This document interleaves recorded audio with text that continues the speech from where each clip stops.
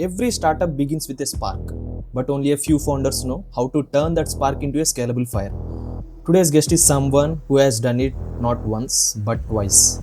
But this is a conversation every aspiring entrepreneur, every young founder, and even every tech enthusiast must listen to. They said, we like what you're doing, but we cannot do business with you because you're too small of a company. Now I have finalized an idea. How can I convert this into a startup? We only hear about the successful startups, the people that Startups. you see on Shark Tank, the people that you see on news, the people who are getting IPOs done, right? There are a lot of IPOs happening. But what I would say is look at some of the stories who have not been that successful also. Most commented, most requested question. How can someone raise funds for their startup? It's not like only startups looking out for investors.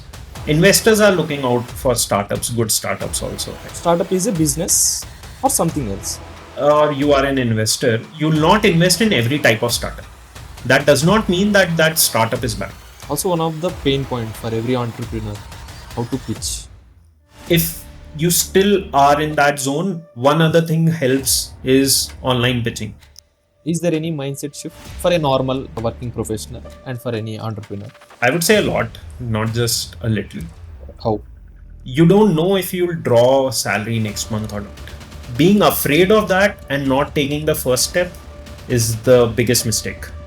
Right? There's no point in this whole journey where you can sit back and relax. Top 3 actionable steps for validating my startup idea.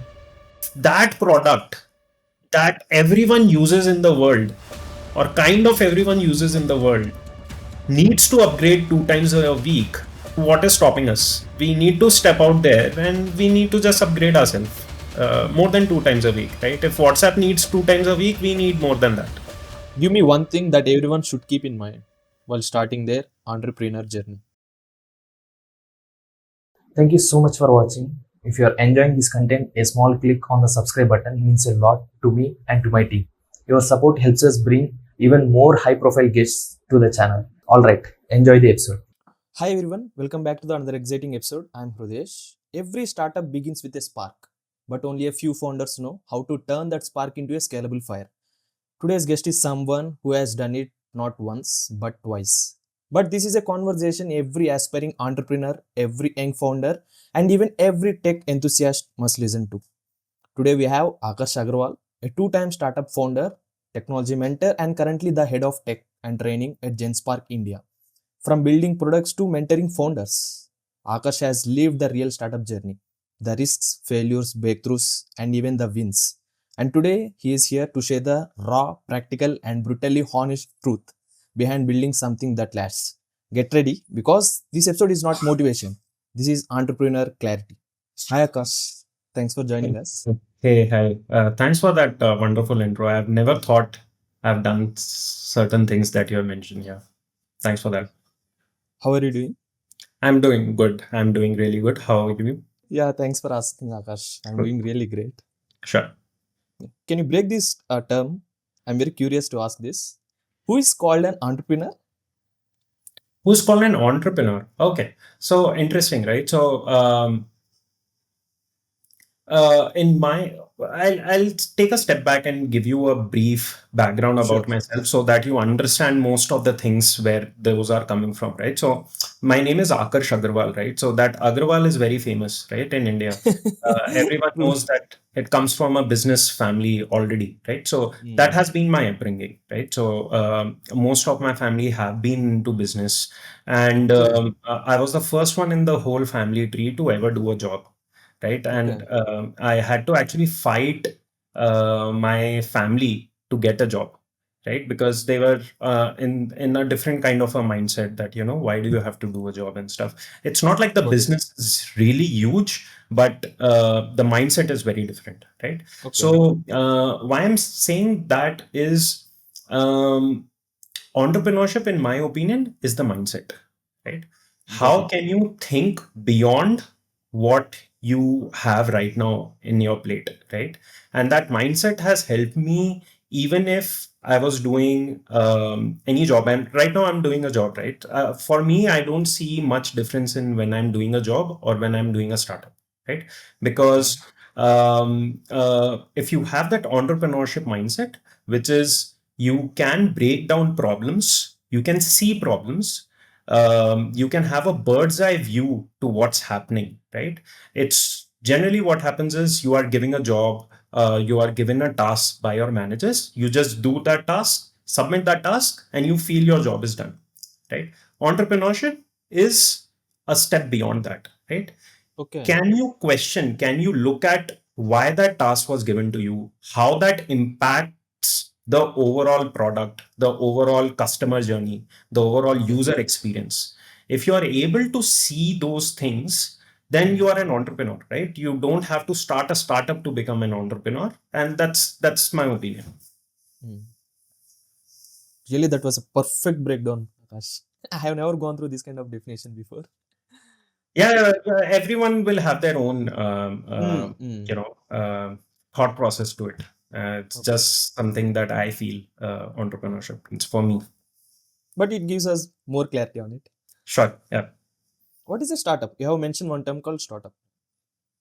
What is a Startup. startup actually? Yeah. Yeah. Even I sometimes wonder, right? How do you differentiate a Hmm. startup between a business? And if Hmm. you think of it, right, Hmm. startup is a very new phrase in all of our minds, right? Okay. You were not hearing this word, let's say 20 years back that much, right? Even Yes. from 20 to 10 years, it was slightly more visible in the European and the US community. In Indian community, last 10 years have been a boom for startups, or 15 years, let's say, right? Hmm. Hmm. But if you take a lot of step back, right, if you look at India's history, we have been an entrepreneurial culture, our True. community, right?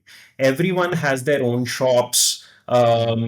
Someone is selling sweets, someone is selling something else. There's a textile industry which is very big in India. So all that is actually startup, right? If I open a shop which sells sweet right Hmm. now, Hmm. and have that framework which is defined by startup, then I'm Hmm. opening a startup. But if I Hmm. did that, I'm opening a shop, right? Shop. Hmm. You have various examples, right? Who came to Shark Tank. Hmm. And Hmm. they are Hmm. just selling sweets, if you think of it, right? Hmm. I'm not undermining anyone. I'm Hmm. just saying, what is a startup is basically trying to identify a problem and solving it, right? Um, Earlier we used to do it in a very traditional way, which Hmm. was you set up a shop somewhere. You didn't even think, you didn't have a structure to it. Now with Okay. startup, now with all the Western interest, and now with all that education and knowledge, we have created Okay. some structure around that Hmm. business, how to set Hmm. up, how to grow, when to grow, what kind of people do you want to attract to, how do you attract a business, how do you get to your customers, how do you identify those customers. That whole framework built on a very traditional business is a startup, is what I think of. One more great breakdown. Sure. Yeah, just sharing my experiences. I don't know how Oh, much that relates, but that's how I think. Yeah. that was solid, really solid. So, Cool. startup is a business or something else in one Uh, word. I'll not say just a business, right? Because Hmm. business is very transactional, right? Okay. In the because people would assume business to be transaction. I will sell something, you give me money for Okay. that, right? Okay. Startup does not have to be just that. Startup Hmm. has to solve, in my opinion, some problems, right? I have very good peers of mine who are working into climate change, right? Okay. And various different aspects. So that's not transaction, that's not a business, but they're still a Hmm. startup, right? So I would say startup is a very big, when if I think everything in terms of Venn diagram. So if Sure. startup is a very big Venn diagrams, business is a part of it, right? Okay. Not everything. Can you share the history behind this Agrawal? History behind Agrawal. Oh, because most of this world was a kind of business persons. yeah, yeah. Oh, okay. So, I don't know how much of this is true. I'll just share what Share all your I have heard experience. while growing up. So, it dates back and it kind of um, stitches to the Indian mythology, right? So, Okay. you had a god called Parshuram, right? He was Got one it. of the avatars of Mm. Vishnu, and after certain battles and stuff, he went against saying that he'll slay every warrior class, right? Okay. So that was his mission, so that he will Mm. slay every warrior class, and Rajput was a warrior class, right? Mm. Mm. Traditionally, I don't know if you know Rajputs. Rajputs are warrior Mm. Mm. class based out of Rajasthan, right? So Mm. that's Mm. that's the whole community. So Agrasen Maharaj, who we claim to be descendants of, right, was a, warrior clan Rajput, and because of this thing happening, Okay. they converted from warrior class to business class, which is Vaishya class in Hindi. In English, you can Okay. call it business Mm. community. And Got it. they converted to that. And every descendant of that Agrasen Maharaj's clan is called Agrawal. Agra is used to be the capital, right? That's why there is a relation between Agra and Agrawal, and not many Mm. people think of it. But Agra was a capital, and then there was another capital called Agroha, which is Mm. again in that region of Mm. Haryana, UP, Rajasthan. Okay. You are head of tech, right? At GenSpark. Yes, head of technology and mentoring. At GenSpark, what we do is we are into talent upskillment. What that means is we are not a B2C player. So we work closely with the likes of many different startups. And we try to understand what is their talent solution that they would want to build, right? Okay. And we would upskill that, right? So it is either we identify that talent from the world, upskill them and deploy, or if they have the employees already inside their system, we would upskill them, right? Okay. So that's what we do. And as GenSpark, and I personally take care of train the trainer program. So how the trainer should train, right? Needs to be trained to the trainer. So that's the train the trainer program, and all the technology. So if you have an LMS, now with the AI wave, we are doing a Okay. lot of AI trainings. How do you deliver those AI trainings? What are certain modules that we can build, some solutions that we can build that we can then showcase? So all that technology and mentoring comes under.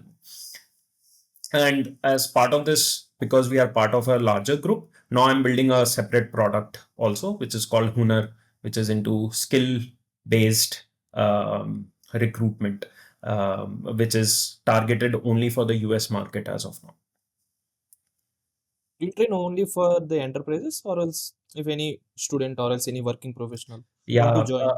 yeah. So that's the difference in our model. So me and my co-founders, when we started Prograd, which Mm. then got acquired and became GenSpark, we always had this thought that candidates Mm. have paid enough to the education system, right? Let's not make them pay more, right? So we never charge candidates, right? So we only charge either the enterprises or the colleges, right? So that's why we create cohorts based on the requirement of companies or colleges. That's why Okay. if a candidates approach us, we can keep them in the pool and look forward for the next cohort. And if there is a match, we can absorb them or Okay. do the training. But because we never charge candidates, it's very hard to satisfy every candidate who reaches out to us. How do you evaluate the startup idea? As a mentor, generally used to train, right? So how can you evaluate a startup idea, whether it is strong or weak? Uh, Great point, right? So now, apart from this, I'm mentoring a couple of startups, Okay. right? So they are in their early um, fundraising phase as well. I think Mm. one would be closed next week itself, as close as next week. We are in the final rounds of that. So Congratulations, first of all. yeah, thanks. We are just about. I'm just a mentor, right? By the way, I'm not holding any stakes and stuff. But yeah, But you are a part of it, right? yeah. It's Yeah. always good to collaborate with newer folks. You get a visibility of what's happening outside in the world, and the world is changing so fast. But yeah, Mm. coming back to your question, right? So my approach again here is um, two things. One is how deeply invested you are personally in that problem statement, right? So obviously, whenever you would be drawing it on a paper or creating a product or something, you'll be Mm. solving some problem, right? Mm. You might have identified a gap, you might have identified an opportunity or a problem statement for which you are building this service, product, startup, whatever, right? So how deeply invested are you with that problem statement, right? That's one good way to analyze yourself, or someone else can help you analyze that. That's one. The other thing here is, again, right, all those metrics that people now talk about, which is what is your TAM, what is your SAM, total addressable market, and stuff, right? So those things again then plays a good amount of role in creating your roadmap, right? So now, let's say I have you identified a problem statement, right? Or I identified a problem statement. Now I'm creating a product for that. I really like that. But is it just my colony thing, or is it spread across the world, right? That is something that these data helps you identify, is how small or big that problem is. Definitely, there is a problem. I'm solving for that. That's good. I'm invested in it. That's the first thing we need to check. The second thing is that problem big enough? And they're out there for 10% of world's population, 1% of world's population, 0.1% of world population, or how is it, right? Is it a community problem? Is it a geographic problem? And if we are able to identify those things, we are on the right track of creating that solution, right? And in many of these phases, right? For example, the startup that I'm mentoring right now can get can get into different personas. They can do it for different professional services, for policemen, ambulances, Okay. government offices, and stuff. But then now it is too big, right? We cannot go Mm. everywhere. Mm. So then you Mm. start with one. So we are starting with, let's say, law firms, right? So we are Mm. now Mm. targeting only law firms for that startup idea, and then we'll Mm. first target one audience, and then we'll explore to others. Okay. Also, you are a co-founder at Prograd. I was. So Prograd was the company which got acquired and became GenSpark. Got it. Got it. Acha. It just Yeah. transformed. Yeah, we got acquired. So Prograd got rebranded to GenSpark. All the co-founders and whole team got absorbed and became GenSpark India. So GenSpark was already there in the US. They wanted to set up a base in India, and they acquired us. It's part of a large company called Pyramid Consulting, which is very big in the US.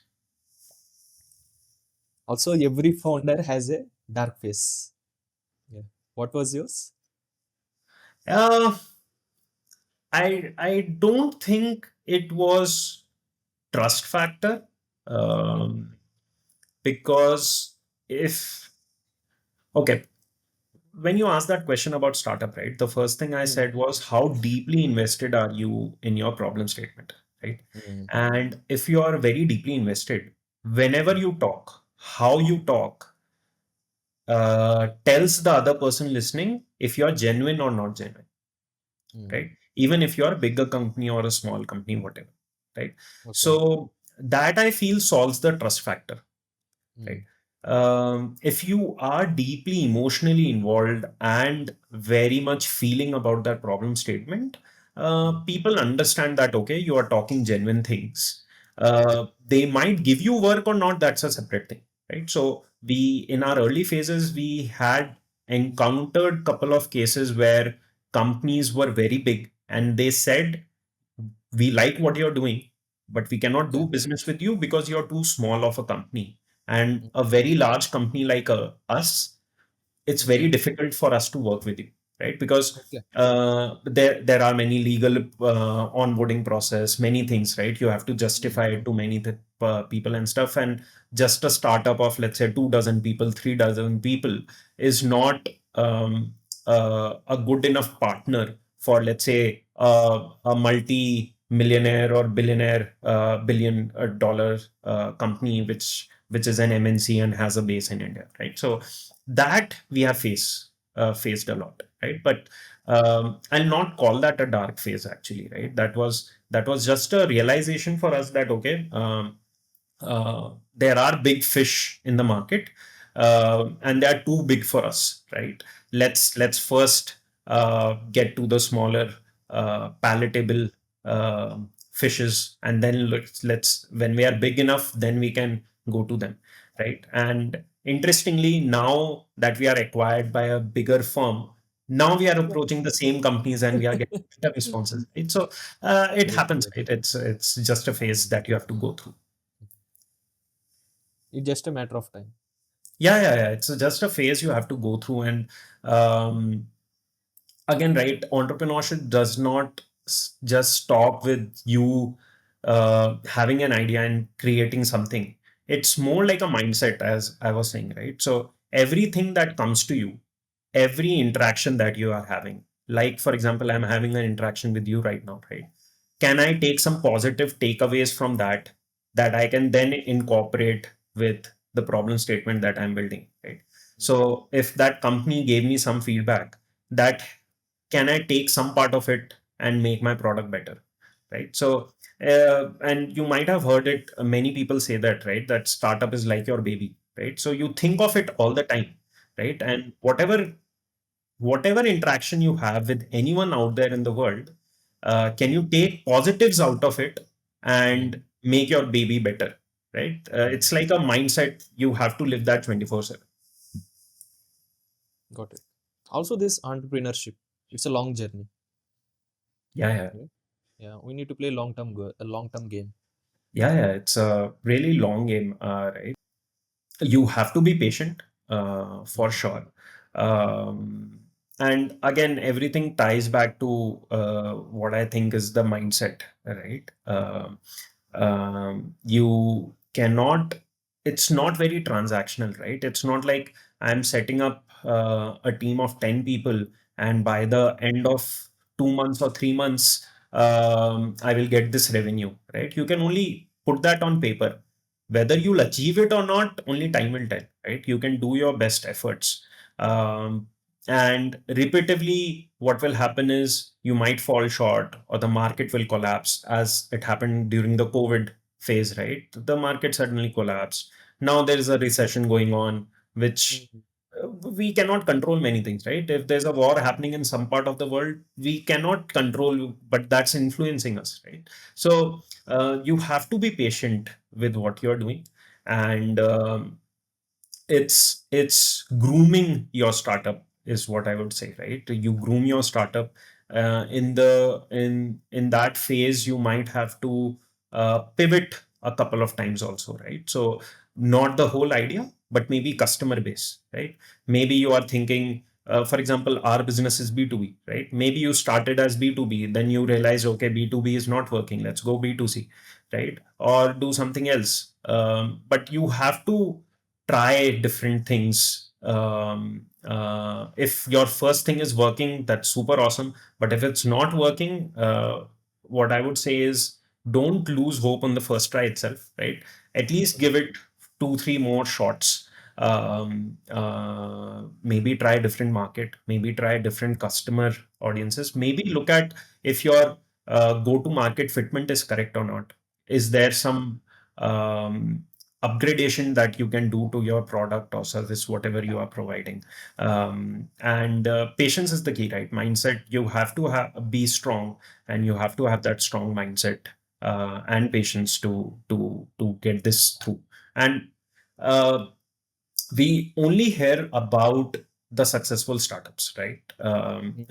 Most The of the people that times. you see on Shark Tank, the people that you see on news, the people who are getting IPOs done, right? There are a lot of IPOs happening now, Mm. from different startups who were in the startup phase earlier, right? You only hear those stories, but what I would say is look at some of the stories who have not been that successful also, right? That gives you the understanding of what the reality is, right? Sometimes people just jump into this world because of looking at those larger than life stories, right? Of these handful of people. What I would say is you first understand what you're getting into and then dive into, right? That's a totally new world, totally different world, but amazing world, right? I would say. But you should know what you're getting into beforehand. What would you do in your free time? Is there any Don't free time? much of First of free all. time. Yeah, I was thinking that. I was just thinking that. So I play guitar, I play piano. Oh. Sometimes I can do that, but nowadays, because of this AI wave, right? And I love technology, right? I'm like Mm. that geek who's always into technology. I'm tickling or playing around with technology. There are new tools coming every day, new upgrades to uh, ChatGPT or any of those things, right? Gemini, all these models. There are newer things happening every day. So I'm building some bots. I'm building agents. I'm playing with them. I like to play with them. What I'm trying to achieve is some bit of automation in my life, right, for many of my tasks, so that I can free up my time later. But as of now, I don't have that free time. But I'm building these bots. Maybe in 2 months' time, I have more free time. I like to. I'll not say read books because I've been corrected on that multiple times because I listen to books more than I read books. Right? But yeah, I do that. Yeah. So Akash plays with tech in his free time. Yeah, a lot, a lot, a lot. That's more like what I do most of the Mm. times.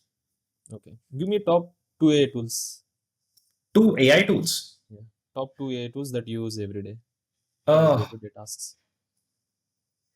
okay. So GitHub Copilot, I Okay. use a lot Mm. for all my development, all the different things. Um, ChatGPT again, right? It's Mm. I think everyone knows, everyone is using them. Okay. I think between ChatGPT and Copilot, um, most if I have to put 50-60% of my AI work, those two are handling 50-60 of my AI work. But then I have like bunch of other tools which we are building or playing around with. Tell me top three actionable steps for validating my startup idea. Uh, Suppose if yeah, I have an idea in my mind, I don't know how it works. If I take this idea into the market, I don't know the pros and cons. Right? How can I validate? Top three actionable steps. There are few phases, right? First thing is we need to get a feedback from the people. yeah. Acha, got it. Acha, phases Mm. you are saying. Okay, got it. Mm. I have to See, get a full clarity on it. the first phase is the analysis paralysis phase, right? What Analysis. happens there Okay. is you analyze too much and you are Mm. paralyzed with your analysis itself, right? So Mm. that's the first roadblock, right? So people think idea is everything, but it's more like execution, not idea, right?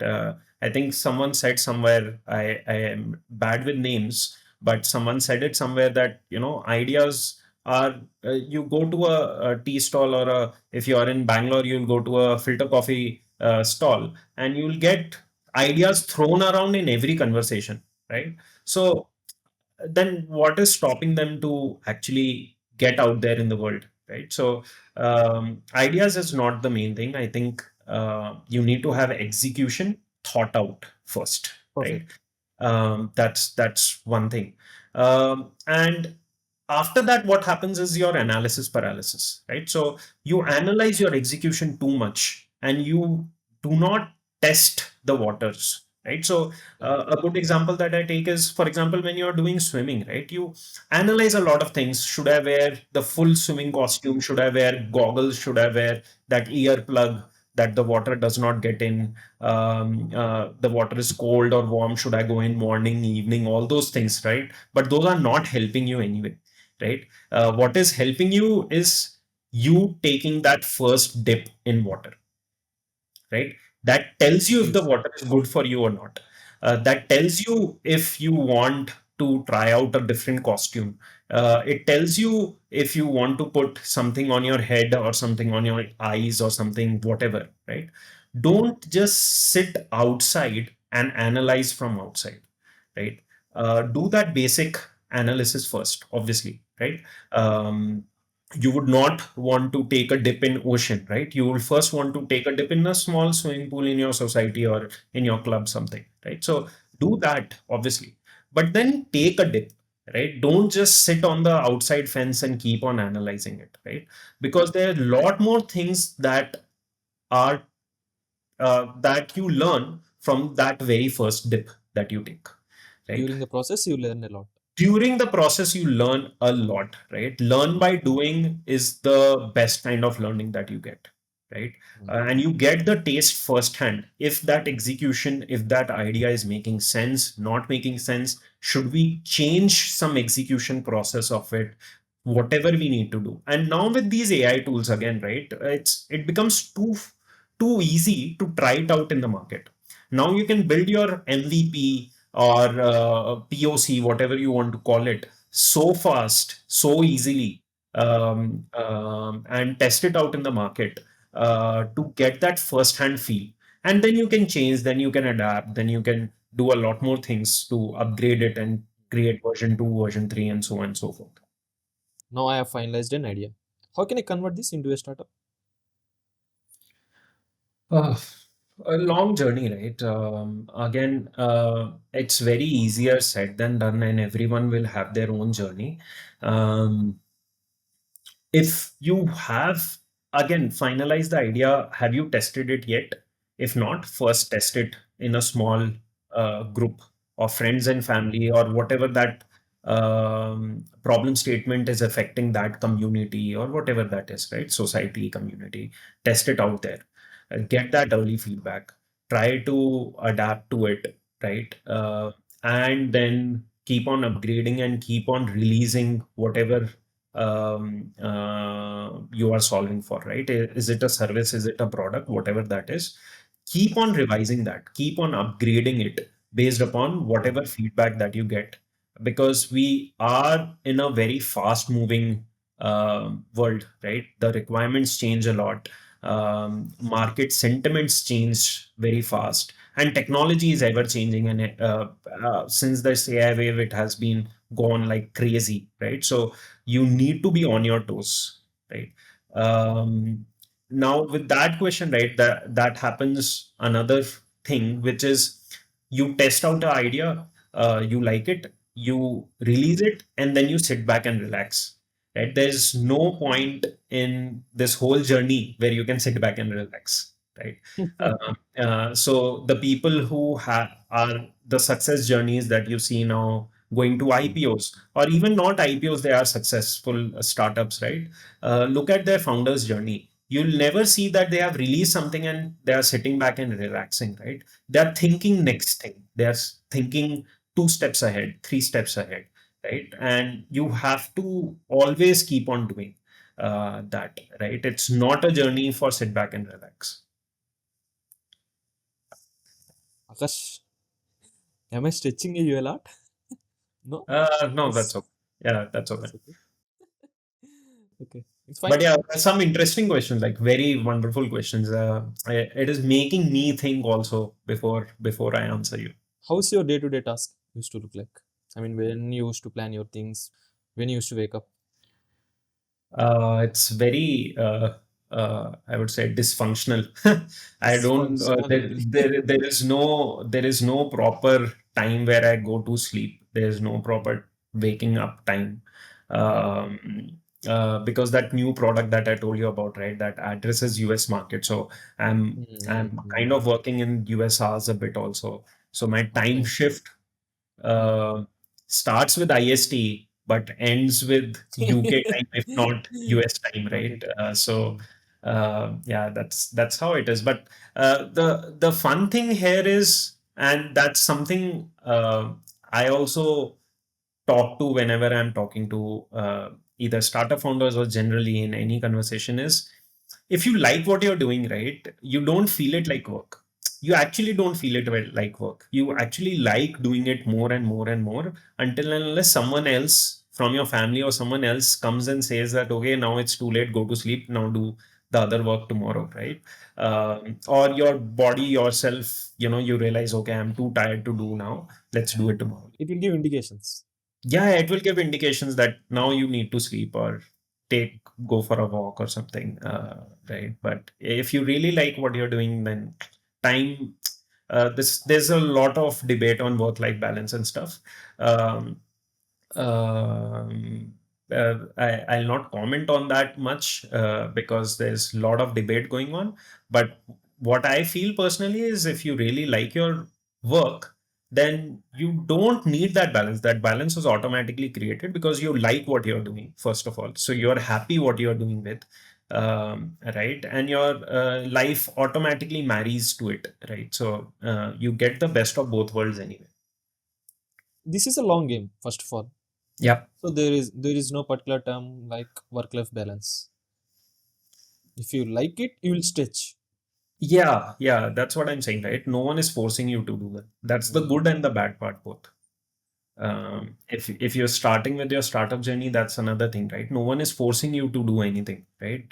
You yourself have to force yourself to do extra, Okay. right? So yeah. Most commented, most requested question. How can someone raise funds for their startup? Okay. I wish I knew that, honestly, right? I would have raised much more funds or raised funds rather than getting acquired and many other things, right? So, Mm. but now with the couple of startups that I'm mentoring, and one of them Okay. are raising funds, um, the market has really matured, right? Now people Mm.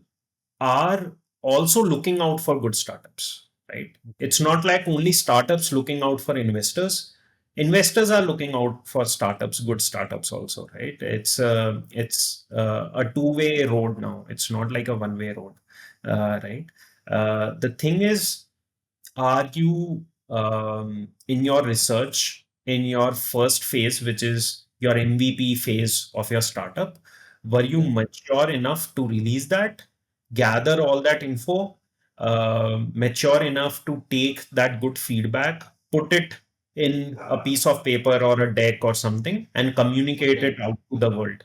If you are Mm. able to communicate it out to the world, um, you will get it somehow automatically, right? So one thing I would say is Sam Altman, right? Now everyone knows him, right? Because of ChatGPT and stuff. Look at on YouTube, you look at his first investor pitch, Okay. right? Um, will you like that compared to the pitch that you see right now? Maybe not, but you also have to consider that was like 15 years back. But what clicked there was the confidence, the maturity that he was talking with, because he actually felt for what he was selling, right? And that's very important. And automatically things happen because of that confidence that you throw out in the world with your idea, your startup.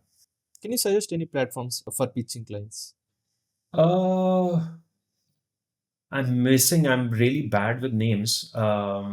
So I did my MTech from Bits, right? So they are doing super awesome with people who are from Bits or still studying in Bits. They have created like Okay. a very good platform for um, pitching, right, within the group. And now there are many investor firms coming out of Bits also, Hmm. right? So there's a whole ecosystem created there. And Okay. uh, one of the two startups that I was mentioning was from there.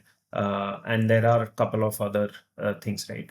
Uh, what also helps, and I've seen that working in my past experiences also, is now most of the government, state government, has Okay. their own startup ecosystem, which is fairly easy to pitch to, right? Okay. And reach out to the world, right? You have one in Karnataka, in Tamil Nadu, in Rajasthan. Every state has their own startup ecosystem where you can apply and pitch, right? They have their own process. Just go through that process and then you can pitch, and that gives you a good feedback of what you need to do and get you out there in the world. There are a couple of other platforms also, right, which I'm missing the name on. But now, because of this, crowdfunding is a thing, right? Okay. Uh, Now they help you pitch your idea to the crowd, and that also helps in some cases. So depending upon what type of audience you are catering for, is it a Okay. state level audience, is it a national level audience, is it an international audience and stuff, you can choose your platform, is what I'll say. I mean, keeping these all these things aside, traditional things aside, if I want to go with some rapid action quickly, how can I do that? uh, I can meet any investor in some coffee shop. I can pitch to some 10 investors. That is one such, right? Similar to this kind of things. yeah. Interestingly, on Bangalore, right? I saw it on Book My Show or somewhere. I'm missing. Now, you used to have those, what do you call, those dates, right? That's called quick dates or something.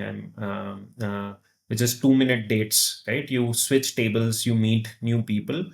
Yeah, yeah. So it's called a term. I'm missing the word, right, for Okay. that again. But it's called quick dating or something, right? So Hmm. similar to that, now you have quick pitching, right? And there were Hmm. like many events happening like that, where there are a bunch of investors, and you just roll around the table and pitch to different investor at different time. And yeah, it's in 1 hour you'll be able to pitch 10 times to 10 different people, that way, right? So there are a lot of things happening. What again I would say here is platform is very important. Choosing of the right platform. Not every startup. Um, let's say I'm an investor, right? So, Okay. or you are an investor, you'll not invest in every type of startup. That does not mean that that startup is bad. So, as a startup founder, let's say in this case, me, I need to first identify who is the right kind of a profile for my startup, right? Okay. Um, Approaching there is better than pitching to 10 different people, right? So I've told you both the things, right? You can, anything that you look at, you can go breadth first or depth first, right? Breadth first is you shout it out to 100 people and see what works. Depth first is you identify that one or two kind of personas, kind of people who are looking out for those startups or have invested in those startups in the past. And then you look out for those people. And then you see, okay, those people or those VC firms or whatever, what kind of platforms those VC firms go to, or what kind of conferences though they go to, and then you try to go to them and then pitch them, and then you'll get similar kind of other VC firms and other personas there, Hmm. right? Hmm. So it's your choice, right? I would say try both and see what clicks. Also, one of the pain point for every entrepreneur, how to pitch. There are a lot of things will play, right? It might be of experience. Yeah, again, I'll come back to that swimming pool example, right? You first Just go with do it it. a couple of times, Mm. do it with a smaller group, right? Now, even Mm. colleges, whatever college you passed out of, right? If Okay. it is even tier two colleges now have a startup Mm. ecosystem, right?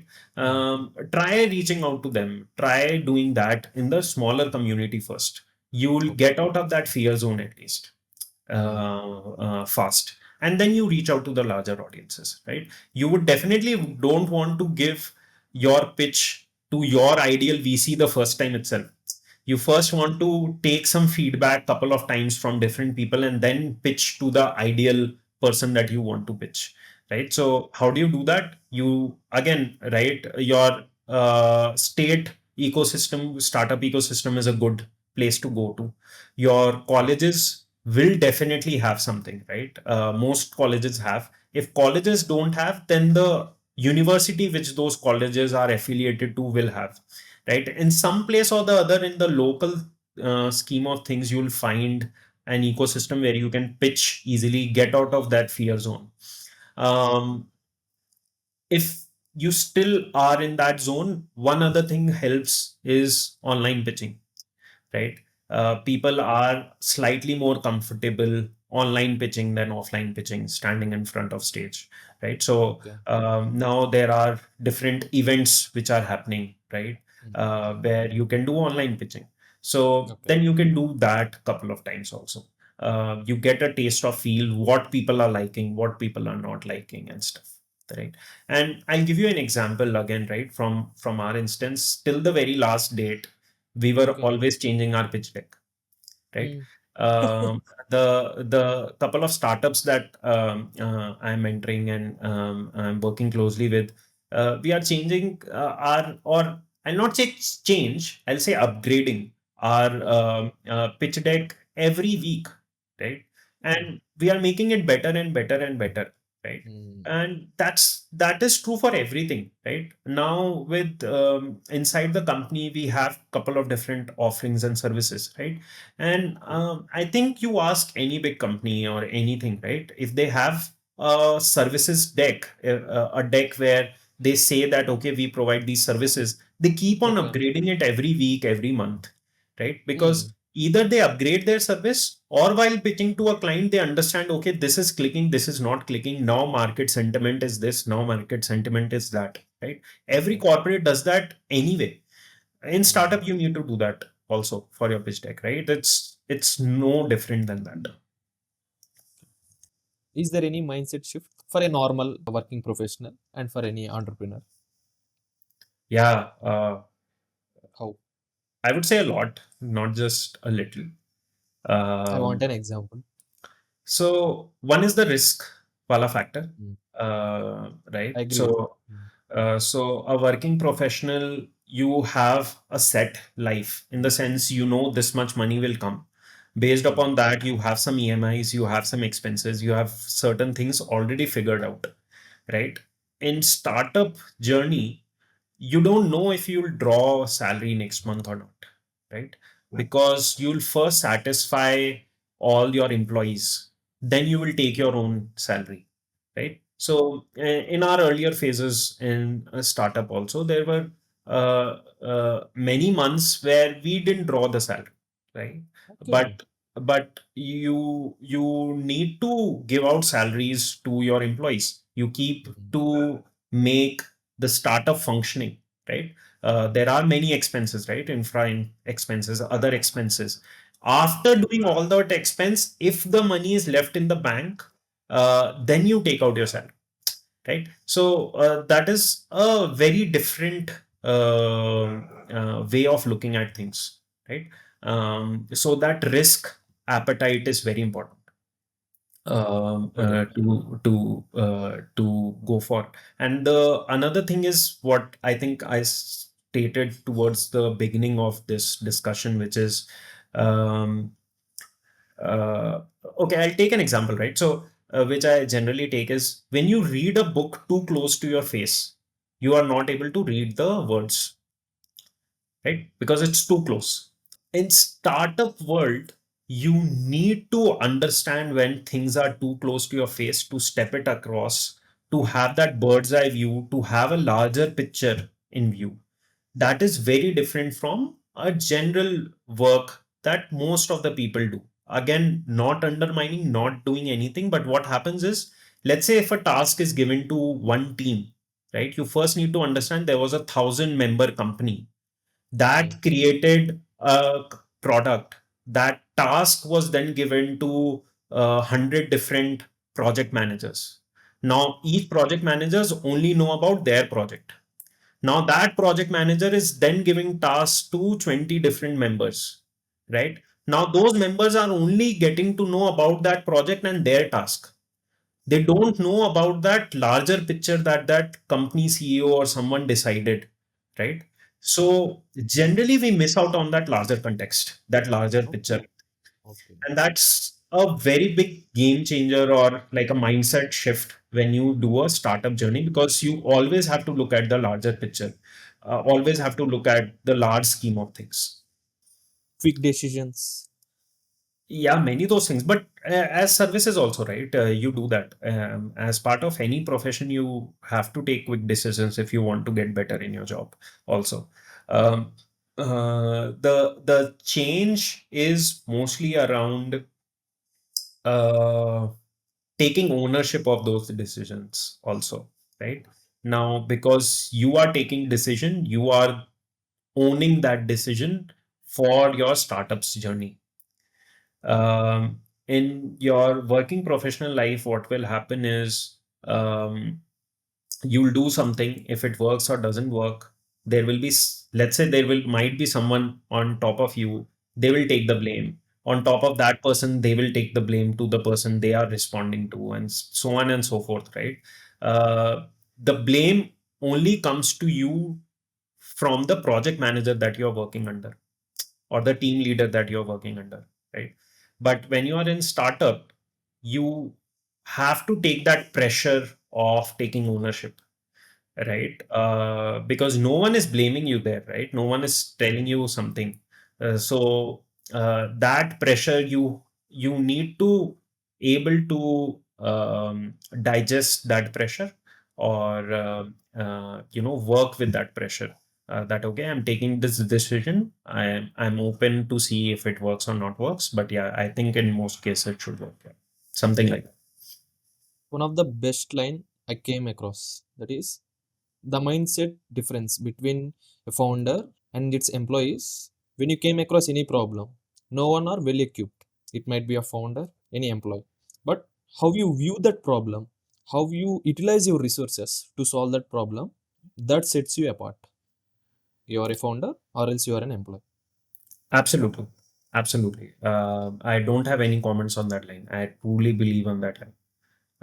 I'll add one more line to that, right? Which me and my co-founders generally joke about, or we tell it to clients also sometimes is, sometimes you pitch something. It's like you first jump out of the plane and then you figure out how the parachute works, right?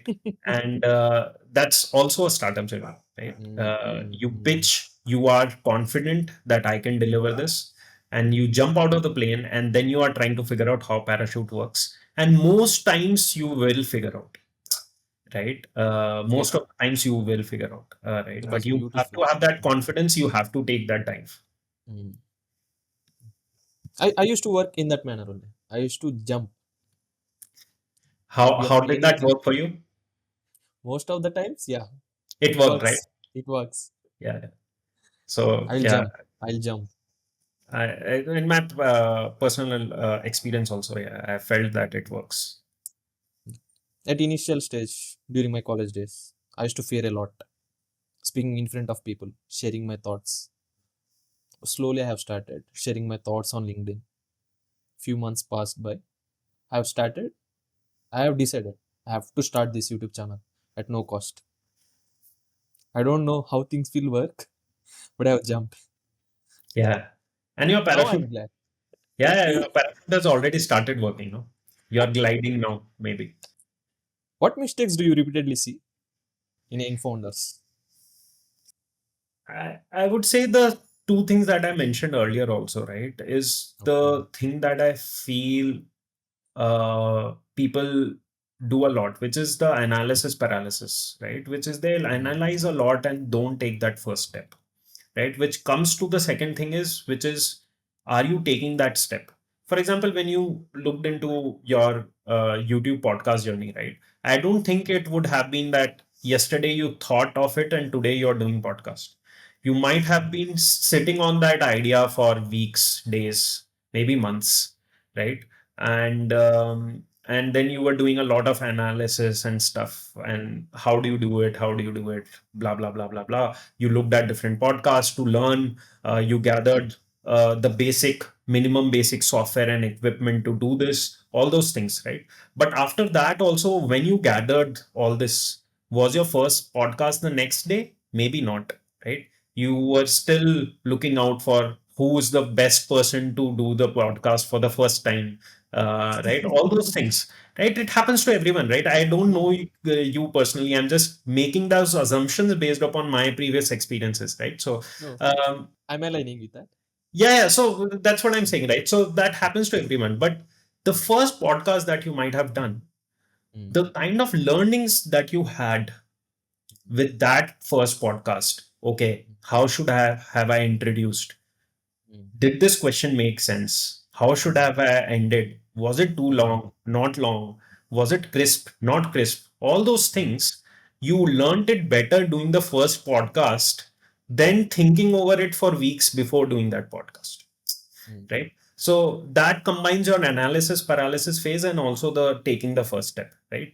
This is, and I'm glad that you took that first step, right? Now you have taken that first step. Now it becomes easier for you.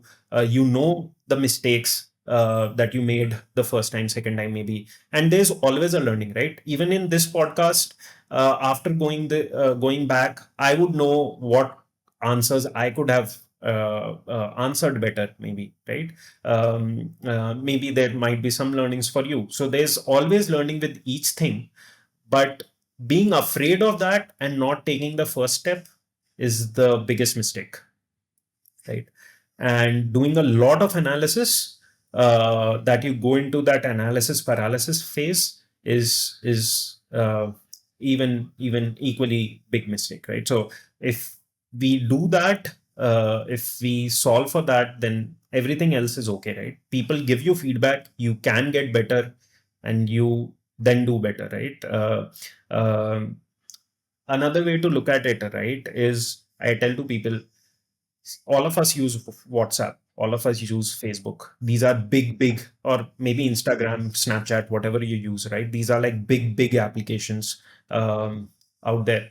But then every week you'll see that there are upgrades happening to those apps 2 times in a week, right? If that product that everyone uses in the world, or kind of everyone uses in the world, needs to upgrade 2 times a week, right?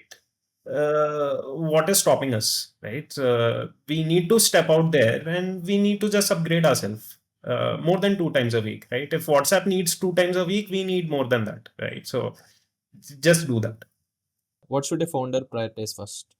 A product, or else their customers, or else their revenue? Uh, Everyone will say a different answer to this. My answer comes from the Point kind of of view? upbringing I have had. Mm, So revenue is never something I have targeted, but yeah, it should be something looked at for sure. I know, but not highest priority for me. I'm always in that opinion of that three idiots wali philosophy, right? If you chase for excellence, the money and everything will automatically come, right? And now that, what is that excellence? So you provide your customers with the best service, right? And if you keep on doing that, other things automatically happen. Has happened for me, so I can just say that from my experience, and that's the philosophy I look into. Revenue and everything, obviously, you need to look at, right? But when you said the highest priority, it cannot be revenue. Obviously, it needs to be serving your customers with the highest uh, highest value service that you can give. So the top priority is the problem that you're trying to solve. Yes, the customer experience, all those things. A person who have a brilliant idea in their mind can become a founder, or else is there any DNA? There's no DNA. I don't think there's any DNA at all. Um, but as I said, right, just having a good idea is not enough in today's world. Right? Execution. Execution is very important, and with execution comes a lot of things. Okay. Where do you start your journey of that idea? Your idea might be very big, right? But you need to start somewhere. If you want to, again, right, WhatsApp is a very big idea, but they are still upgrading, right? So you need to Yeah. start small. How do you decide that small size, which is your MVP and POC in startup journey? Right? You start with your POC, then MVP, and then you reach out to the market, right? Um, you do that, and then you keep on expanding. So idea is good, awesome. You validated that idea. That's super awesome. Now we need to work a lot on what should be that proof of concept, what should be that minimum viable product to begin with, and then who should we target first. Let's say if I need to target 100,000 people, right? Okay. What are those first 100 people that I would target, Hmm. right? All those things makes your journey much easier and faster. If we have identified these things better, then the journey becomes faster. Thinking, always think how your work is affecting the larger org, right? Let's say I got a task today, but how is it affecting that product? How is it affecting the customers? How is it affecting the organization that I work with? That always thinking in that active mode does many things, right? Does gives your work some importance in your head. Uh, brings that mindset shift that we have been talking couple of times in our conversation so far, right? That's definitely one that should definitely help you, right?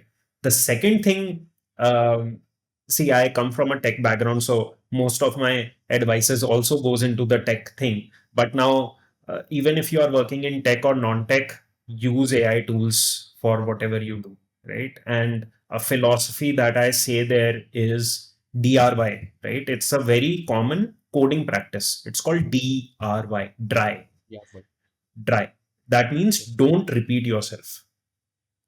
So identify what you do in your day, right? Okay. If you're doing certain tasks more than 2 times or 3 times in a day, use AI tools to automate it, right? So if you are Yeah. sending an email to a person more than 2 or 3 times, if you are looking at certain things, summarizing something, looking at Excel to just some create a summary, looking out some newsletters, whatever you do, if you do certain activity every day more than 2 or 3 times, then now AI tools are good enough to automate that process for you, right? That will give you the kind of productivity that you have not achieved, right? Um, and the third thing, again, which I follow a lot is how can you make yourself 1% better today, right? So it can be anything in your work, it can be your personal life, it can be anything, right? So whatever I did today, could I have done it better, right? Maybe yes, maybe no. If yes, can I look out for some resources, some books, some blog posts, some podcast to learn how to do that better? I think if we do these three things, right, we are like in an extremist path of going to a superhuman kind of a thing, right? Because then you are becoming better every day, and just 1%, right? 1% is a very small enough target to look for. So just 1% every day is good enough. This is the wrap up question. Give me one thing that everyone should keep in mind while starting their entrepreneur journey. Okay. So, what I would say here is tying back to our conversations that we had towards the middle, which is many people have said that, and I also believe that startup is like your baby. And if Okay. you start to have that journey, you don't give up on it midway, Okay. right? It might turn out good, it might not turn out good, but it's your responsibility to groom it to a level that you want it to be, right? First time it might not be there, second time it not might not be there, third time Okay. maybe better, fourth time better than that, and then you reach to a stage where you get to a level with where you have cracked it. So it's exactly like a journey of how you groom a child, right? The child will misbehave, will do certain things that you don't want it to. Then you will That is true. groom them better, then better, then better. Then you create a good human out of that baby, right? The same thing happens with startup. All the other things that we discussed, right?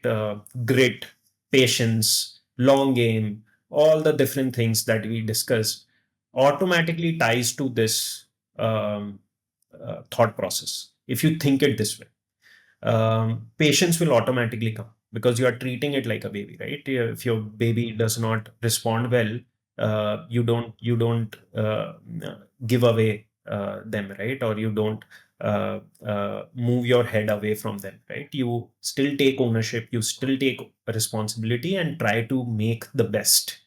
And if you keep on doing it, things will automatically fall in place.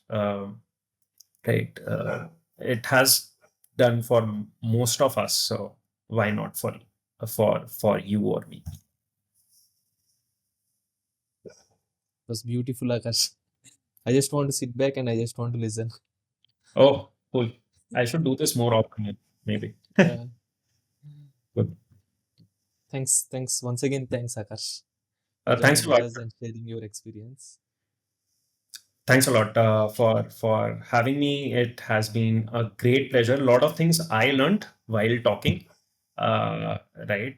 Lot of things I learned, which I didn't know I knew also, and a lot of things you made me think, which I didn't think for a long time. Right. So thanks for that. Thanks a lot for that.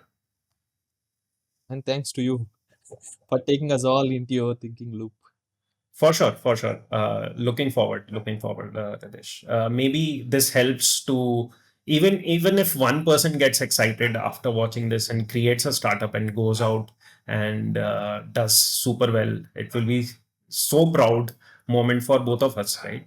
So yeah, Your clarity on startups and the mindset will definitely guide thousands of students, Akash, who are just getting started. And to sure. everyone watching, if today's episode sparked even one idea in your mind, write it down, refine it, and start building today. Because, as Akash said, ideas don't build startups, execution does. Thank you so much for watching the episode till the end. Before you leave, please do subscribe. Just cross check once. We need two small things from you. Number one, please like the video and tell me in the comments what went well and what we should improve. Also, share whom you want to see next on this podcast. Share this episode with someone who needs it. If it lights up even two people's journey, our job is done. And you already know exactly whom to share it with. See you in the next episode. Bye bye.